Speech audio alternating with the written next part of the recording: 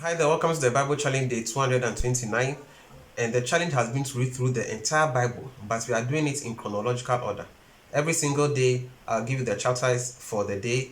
And then, of course, whatever thoughts I also have, depending on the verses that stuck up or came out to me, I'll also explain those specific verses in the video.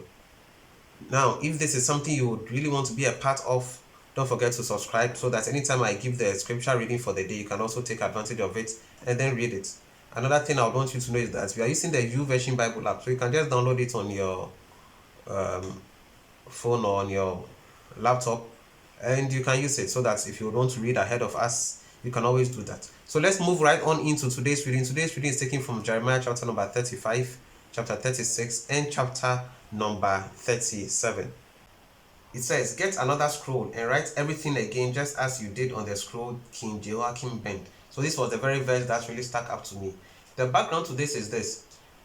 God had given Jeremiah these prophecies, and he had told Jeremiah, you know what, just put these prophecies that have been, write them down onto a scroll and give it to the king. You've prophesied many times and it's like these people are not listening.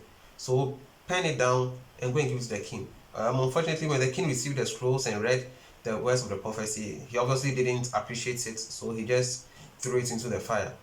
Imagine this, that you've been given a project, probably an assignment, and maybe a 10-15 page document. You type it onto your computer and then you forgot to save it, or the lights went out on you and your machine shut down or crashed. Now you lose everything. You know how that feeling is like. And immediately you are supposed to somehow psych yourself and get back on track and get the work done. It's so difficult, it's so painful. And this is what Jeremiah finds himself in. The scrolls that he had written to help the very king whose city and throne was about to be destroyed by Nebuchadnezzar. This same king had just thrown those prophecies into the fire. If it were you, what would you have done? Of course, it would be like, well, I wanted to help you, and I don't think you were really up for it, and you've thrown your very own destiny away. Why should I go through the stress of having to redo this entire work? No, I won't. And that would have been the normal response from every one of us. But not so with God. God is just so loving. He's so faithful to his word, and he's committed to the promises that he's given. Don't forget that the children of Israel trace their history from Abraham, whom God had promised that I'll make a nation out of you. So even in their backsliding states, God was still faithful. And he gives Jeremiah the second command and says that, you know what, do this work all over again. Take scroll, take ink, and rewrite the entire prophecies and keep them. And that was exactly what Jeremiah did. And for me, it was quite